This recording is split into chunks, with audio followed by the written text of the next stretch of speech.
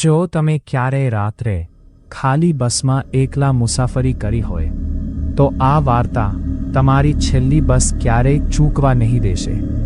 કારણ કે ક્યારેક જે બસ પકડાઈ જાય છે એ તમને ક્યાંય લઈ જવાની નથી. વરસાદને કારણે તુષારને આજે ઓફિસેથી નીકળવામાં મોડું થઈ ગયું હતું. વૈસે તો એ મોડી રાતની બસથી જ ઘેરે જતો હતો, પણ આજે એવું લાગી રહ્યું હતું કે જાણે છેલ્લી બસ પણ છૂટી જશે. અરે તુષાર, જલ્દી કર, આ બસ છૂટી ગઈ તો ઘરે કેવી રીતે પહોંચીશ? આ વરસાદ પણ આજે જ પડવાનો હતો. એ બસ સ્ટોપ તરફ દોડતો ભાગતો ગલીઓમાંથી પસાર થઈ રહ્યો હતો અને એની બસ સેમ પસાર ધીમ સુરી તારી ગઈ. એની આંખો સામે જ આગળ વધી રહી હતી. બસે રફતાર પકડે એ પહેલાં જ એ કૂદીને બસમાં ચડી ગયો. રોજિંદી જિંદગીની ભાગદોડ ક્યારેક કે ખાલી બસ ક્યારેક ખોટી જાય છે, આ વાત એને આવી જ ક્ષણોમાં સમજાતી હતી.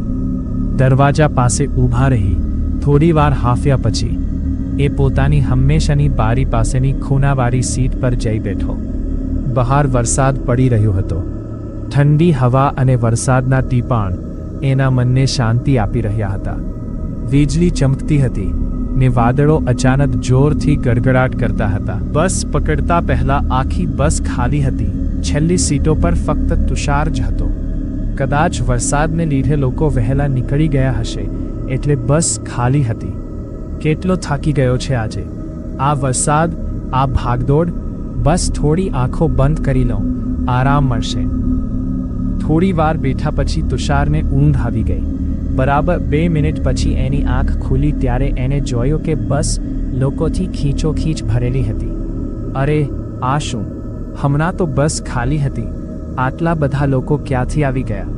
એક જ સ્ટોપ પર આટલા બધા લોકો અચાનક ક્યાંથી ચડી ગયા? આટલા થાક અને આવામ વાતાવરણમાં આ સવાલ એને નાનો લાગ્યો. છોડ યાર, વધારે ના વિચાર, થાકે દિમાગ ખરાબ કરી નાખો છે. એણે ફરી આંખો બંધ કરી અને સૂઈ ગયો. સફર દરમિયાન જ્યારે એની આંખ ફરી ખુલી ત્યારે બસ ફરીથી સાવ ખાલી હતી. આ શું થઈ રહ્યું છે? હમણાં તો બસ ભરેલી હતી, કોઈ સ્ટોપ પર નથી આવ્યો, તો પછી આ લોકો ક્યાં ગાયબ થઈ ગયા? કંઈ સમજાતું નથી. આ જ વિચારમાં ડૂબેલા તુષારને અચાનક બીડીની તીખી ગંધ મહેસૂસ થઈ. ધુમાડાનો ભૂક્કો એની આંખો સામે નજરે સામે આવી રહ્યો હતો, જાણે કોઈ રહસ્ય હવામાં ઓગળી રહ્યો હોય. એને નજર ફેરવી તો જોયું કે એની બાજુની સીટ પર એક ઘરડો માણસ બીડી પી રહ્યા અને એની આંખો જાણે રાતના સન્નાટાને ચીરી રહી હોય એવી હતી. અરે, હમણાં તો આ બસ લોકોથી ભરેલી હતી, અચાનક બધા ક્યાં ગાયબ થઈ ગયા? આ કેવી રીતે શક્ય છે? 30 વર્ષ બેટા, 30 વર્ષથી હું દર રાત્રે આ જ બસમાં મુસાફરી કરું છું. અડધી રાત પછી આ બસમાં કોઈ માણસ ચડવાની હિંમત નથી કરતું. ભાઈ સાહેબ, તમે પણ કેવી રીતે આટલા વિશ્વાસથી કહી શકો? આ તો બસ વરસાદને થાકની અસર હશે, બીજું કંઈ નહીં. તને લાગે છે હું જૂઠું બોલું છું? 1 વર્ષ પહેલાં આ જ સ્ટોપ પર આ જ બસમાં હું ચડ્યો હતો જ્યાં હમણાં બસ ઊભી હતી. એ રાત્રે કંઈક એવું બન્યું જે મારા દિમાગમાં આજે પણ ચક્કર કાપે છે. ઘરડાના અવાજમાં એક વિચિત્ર ઠંડક હતી, જાણે એ કોઈ જૂનું રહસ્ય ખોલવાનો હોય. એને પોતાની બીડી બાજુમાં મૂકી અને તુષાર તરફ ઝૂંકીને બોલવાનું શરૂ કર્યું. એ રાત્રે વરસાદ પણ આજ જેવો જ હતો. બસ ખાલી હતી મારા સિવાય. હું બારી પાસે બેઠો હતો ત્યાં અચાનક મને લાગ્યું કે કોઈ મને જોઈ રહ્યું છે. મેં પલટતીને જોયું તો સામેની સીટ પર એક માણસ બેઠો હતો. એનો ચહેરો વિચિત્ર હતો, એની આંખો ખાલી હતી, જાણે એમાં જિંદગી જ ના હોય. એ ચૂપચાપ મને તાકી રહ્યો હતો. મેં કંઈક કહેવા ચાહ્યું પણ મારો અવાજ ગળામાં જ અટકી ગયો. અચાનક એણે પોતાની આંગળી મારી તરફ ઊંચી કરી અને ફૂસફૂસાયો, તારે અહીં ના હોવું જોઈએ. બીજી જ ક્ષણે એ ગાયબ થઈ ગયો, જાણે હવામાં ભળી ગયો હોય. અરે બાબા, આ તો કોઈ જૂની વાર્તા લાગે છે. કદાચ તમે કોઈ સપનું જોયું હશે. ઊંઘમાં એવું લાગે ક્યારેક. સપનું બેટા, મેં એ રાત પછી ઘણી રાતો જાગીને વિતાવી છે. એ માણસનો અવાજ મારા કાનમાં આજે પણ ગૂંજે છે. અને સાંભળ, એ રાત્રે બસ ઊભી પણ નહોતી રહી, છતાં એ ગાયબ થઈ ગયો. લોકો કહે છે કે આ બસમાં અડધી રાત પછી કંઈક એવું ફરે છે જે માણસ નથી. તુષારે ખરડાની વાતને હળવાશથી લીધી. એનું મન થાક અને વરસાદને લીધે થતી મૂંઝવણ પર ટકેલું હતું. આ બધું બકવાસ છે, એને પોતાની જાતને કહ્યું. ખરડા લોકો આવી વાર્તાઓ બનાવતા રહે છે. છતાં ક્યાંક ને ક્યાંક એની વાતોએ તુષારના મનમાં એક વિચિત્ર બેચેની જગાડી દીધી હતી. ચલ તુષાર, વધારે ના વિચાર. આ બધું બસની સવારી અને વરસાદનો નશો છે.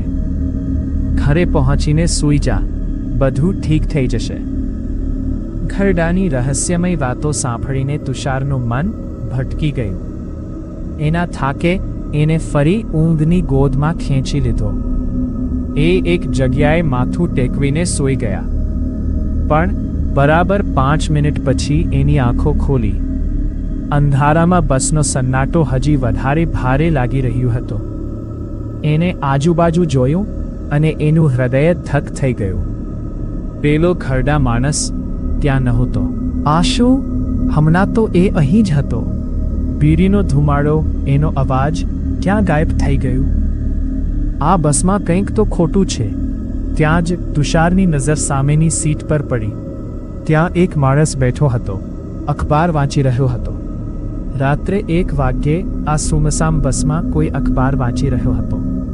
એનો ચહેરો અખબાર પાછળ છુપાયેલો હતો અને એ એટલા ધ્યાનથી વાંચી રહ્યો હતો જાણે દુનિયાના તમામ સમાચાર એમાં જ સમાયેલા હોય. તુષારના શ્વાસ ઝડપી થઈ ગયા. ભાઈ સાહેબ, તમે કોણ છો? આટલી રાત્રે અખબાર? પેલા માણસે કોઈ જવાબ ના આપ્યો. તુષારે બારીની બહાર જોવાની કોશિશ કરી, પણ વરસાદના ટીપા અને વીજળીની ચમકે એને વધુ બેચેન કરી દીધો.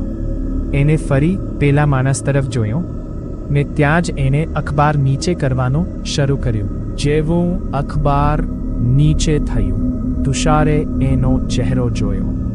લોહીથી લથપથ, માથાનો એક ભાગ કચડાયેલો, જાણે કોઈએ એને બેરહમીથી મારવાની કોશિશ કરી હોય. એની આંખો ખાલી હતી, જાણે એમાં કોઈ આત્મા બાકી જ ના રહી હોય. આ શું છે? તુષારની ચીપ્સ બસના સન્નાટામાં ગૂંજી ગઈ. એની આંખો બંધ થઈ ગઈ ને એ સીટ પર સંકોચાઈ ગયો. અચાનક એક ઠંડી હથેળીએ એનો ખભો પકડ્યો. એને ડરતા ડરતા આંખો ખોલી તો એ જ માણસ સામે હતો, પણ હવે એનો ચહેરો સાવ સાફ હતો. કોઈ લોહી નહીં, કોઈ ઘા નહીં. એ હળવેકથી મુસ્કુરાઈ રહી હતો. અરે ભાઈ સાહેબ, શું થયું? આટલા ડરી કેમ ગયા? તમે ઠીક તો છો? પાણી પીશો? તમે હમણાં તમારો ચહેરો, લોહી, આ બધું શું હતું? હું પાગલ તો નથી થઈ રહ્યા ને? ડરી ગયા ને? આ બસમાં રાત્રે વિચિત્ર વસ્તુઓ થાય છે. કંઈક દેખાય છે, કંઈક ગાયબ થઈ જાય છે. તમે કંઈ જોયું? તો ભૂલી જાઓ, અહીં રોકાવ નહીં તો. એની વાત અધૂરી હતી, પણ એના અવાજમાં કંઈક એવું હતું કે તુષારનું લોહી થીજી ગયું. એને ધ્રુજતા હાથે એની પાણીની બોટલ લીધી, દરવાજા પાસે જઈને ચહેરા પર પાણીના છાંટા માર્યા. 2 ઘૂંટ પાણી પીને રૂમાલથી ચહેરો લૂછતા એ પોતાની સીટ પર પાછો ફર્યો. પણ સીટ પર બેસતા જ એનું હૃદય ફરી ધક થઈ ગયું. પેલો માણસ ત્યાં નહોતો. આ શું થઈ રહ્યું છે? હમણાં તો અહીં જ હતો. ક્યાં ગયા? ત્યાં જ બસના દરવાજા તરફથી એક અવાજ આવ્યો. હું અહીં છું, દરવાજા પાસે. તુષારે જોયું, એ માણસ દરવાજા પર ઊભો હતો. અચાનક બસની ગતિ વધી ને એ ચાલતી બસમાંથી કૂદી પડ્યો. કંઈક જોરથી અથડાવાનો ને જોરથી ચીસ પાડવાનો અવાજ આવ્યો. તુષારનું હૃદય જોર જોરથી ધબકી રહ્યું હતું. ભાગવાનો સમય છે, એને વિચાર્યું. એ દરવાજા તરફ દોડ્યો અને નસીબ જોગે એ જ સમયે એક સ્ટોપ આવી ગયો. એ બસમાંથી કૂદી પડ્યો અને વરસાદમાં ભીંજાતો સ્ટોપ પર ઊભો રહ્યો. બસ ધીરે ધીરે એની આંખો સામેથી પસાર થઈ રહી હતી, પણ હવે એને એ બસનું ખરું સ્વરૂપ જોયો. આખી બસ અડધી તૂટેલી ફૂટેલી, જાણે એનો અકસ્માત થયો હોય. બસમાં ઘણા બધા લોકો હતા, પણ એ જીવતા નહોતા. બારીમાંથી એને એક હળવો સ્મિત દેખાયો. એ જ અખબારવાળો માણસ, અને એ જ ઘડો માણસ જે હજુ પણ એની તરફ જોઈ રહ્યો હતો. તુષારના શ્વાસ થંભી ગયા. જ્યાં સુધી બસ એની નજરોથી ઓજલ ના થઈ, એ ત્યાં જ ઊભો રહ્યો.